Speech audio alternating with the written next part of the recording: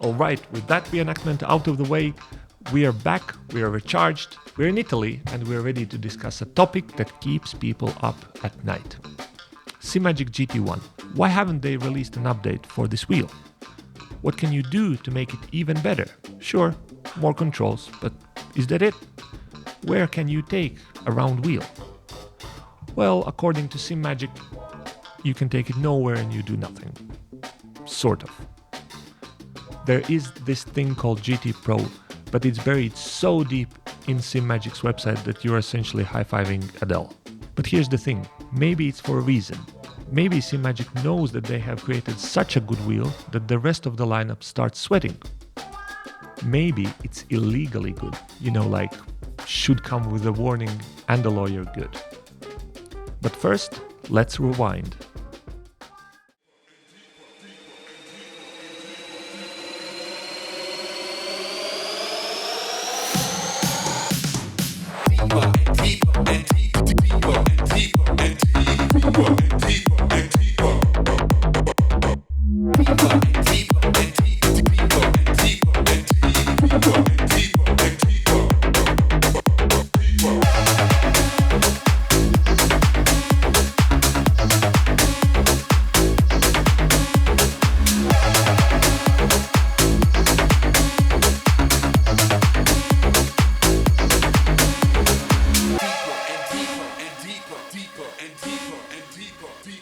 The GT Pro RK isn't actually hidden. It's just sold as a bundle. It's the GT Pro hub and the round leather wheel. That's it. But it feels so freaking good that I genuinely don't understand why Simagic isn't shoving this in every banner ad, pop-up and email newsletter out there. There are two hub versions available, K and non-K version, and we're just 1K away from big problem. Add some rim shapes and materials, and by combining them you can make pretty much any wheel you want. The difference between the K and non-K version? Tiny, just extra 2 rotary dials. But implications? Absolutely massive. Because the moment you slap those rotary dials right where the wheel frame needs to go, you're not fitting any aftermarket rims to the hub unless you're ready to drill holes big enough to get you flagged at the airport security. And if you start drilling in 2025, apparently you get some freedom. Anyways, let's check out the specs that were definitely supposed to save me over a second at Spa. Well, I'm pretty sure it was written on the box that it will do so. It has 330mm hand-stitched leather wheel, 8 RGB buttons, 4 thumb rotary dials, 2 extra rotary dials here for the K version, 2 7-way button joystick switch thingies, rev lights, hall sensor paddle shifters, dual clutches, NRG style, quick release, wireless connectivity and USB-C, and all that for very spicy but shockingly competitive $499 USD or euros. Build quality and ergonomics, spot on. This thing is like a wheel equivalent of Swiss Army knife, just comfortable everywhere and surprisingly rigid. Aluminum, carbon fiber, leather, and then the buttons, which, let's talk about them.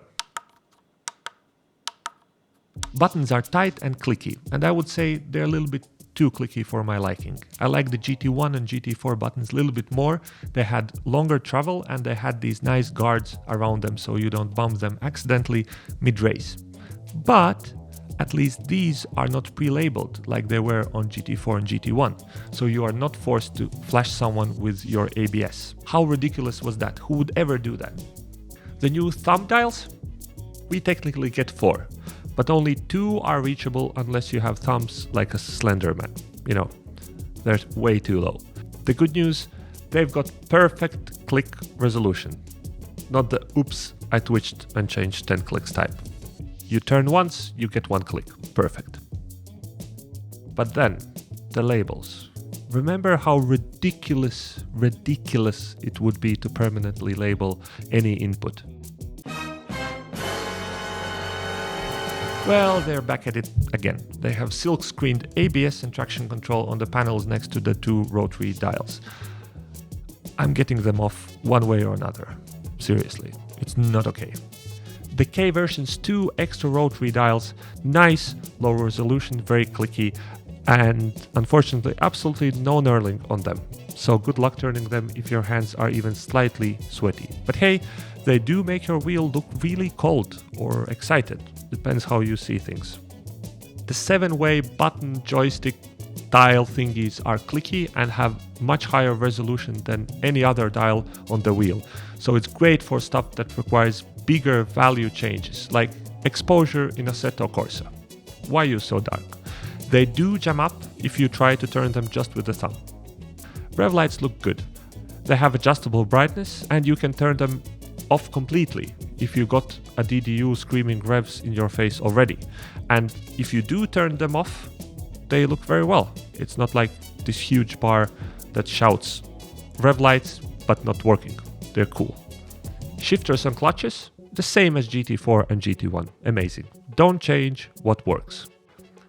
Clutches are smooth and easy to modulate, but they are a bit low for my hands, but I think you can fix it by flipping over the paddle itself. Classic Simagic NRG style quick release is my personal favorite. Of course, not only found on Simagic wheels, but Simagic's implementation with the power pins and wireless data transmission has been rock solid for me. Snap on, snap off, just done. This one doesn't have the mag link that you find on their Neo series wheels, so no standalone USB mode. But if you're buying Simagic wheel, chances are you are sticking with their ecosystem anyways. So let's take a look whether this wheel actually does everything so well that the rest of the Simagic lineup starts having existential crisis. And the short answer is no. But not because this isn't an absolutely amazing piece of hardware sent from sim racing heavens. It's because Simagic, bless their hearts, actually made a lineup that makes sense. You've got your GTS, the budget bro. We have a couple of Neo wheels that I haven't had a chance to test yet, but I will do soon. Then my beloved GT1. My apparently second favorite wheel now, because the GT Pro RK just rolled in and stole its lunch money. This is a wheel that is so good that I would recommend it to anyone that wants to join Simagic ecosystem and have just one wheel that does pretty much everything. Street cars, check. Race cars, check. Drifting, racing, joyriding. Does it all. They did it. They improved GT1. So let's check out some of your questions from the previous videos. Lucky2973 writes, can this wheel be used on SC2 Pro and is it connected by cable? I don't like wireless wheels, so this looks like a great option for WRC. That's from GT1 video. If you mean Simagic 2 Pro, then unfortunately no, but you have very good wheel options in that ecosystem as well. However, I wouldn't be against wireless connection because I've had 2 wheelbases, 6 wheels with this particular Simagic wireless connection, and I haven't had a single drop in like over 4 years, so it's very rock solid.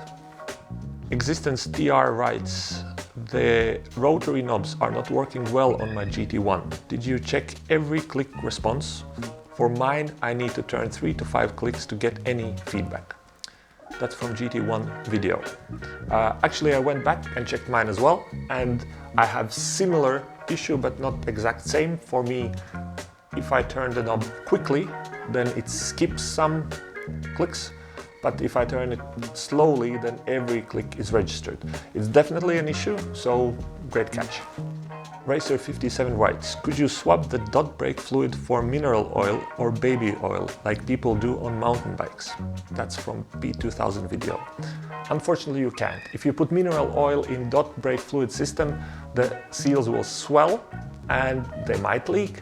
If you put dot fluid in a mineral oil system, the seals will degrade and it will definitely leak, so don't do that.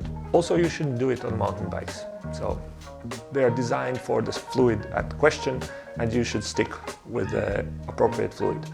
Also, dot fluid is not that bad. If you have some gloves and take precautions so that it doesn't drip on paint and stuff like that, it's fine. But that's it for today. If you have any questions about GT Pro RK, please let me know. See you next time.